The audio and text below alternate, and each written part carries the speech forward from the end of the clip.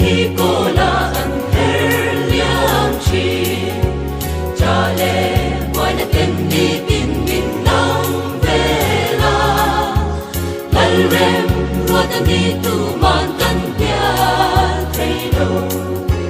bát thiên anh sẽ đông sinh phát để căn lâu đi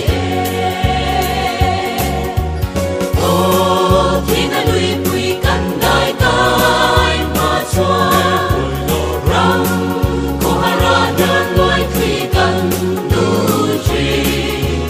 ban sang run ngõ mà căn rồi buồn đã xóa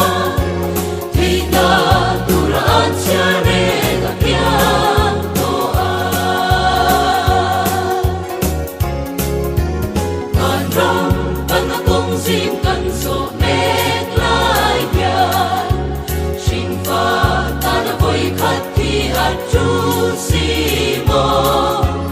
Krista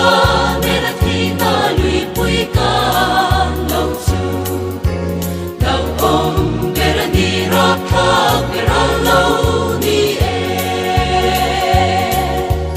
o thina lui pui kan dai tai ma chua ram ko hara nyan noi thi kan nu chi ban sang run wa ma kan chul thì na tu ra an chia re ga piang to thì na tham quên an ne lâu la i xóa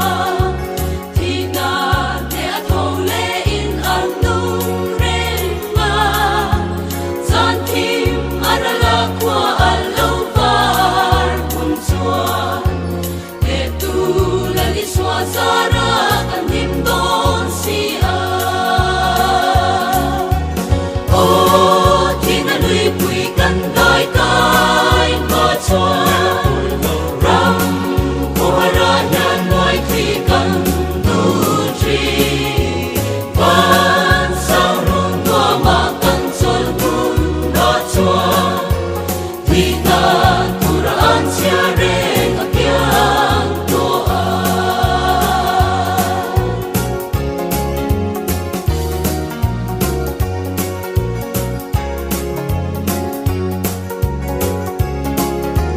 Hãy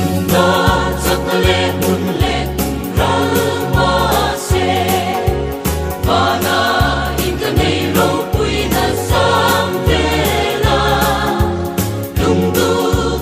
cho kênh Ghiền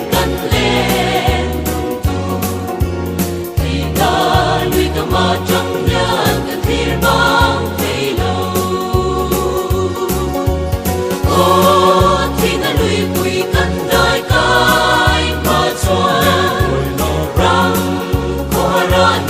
hấp dẫn.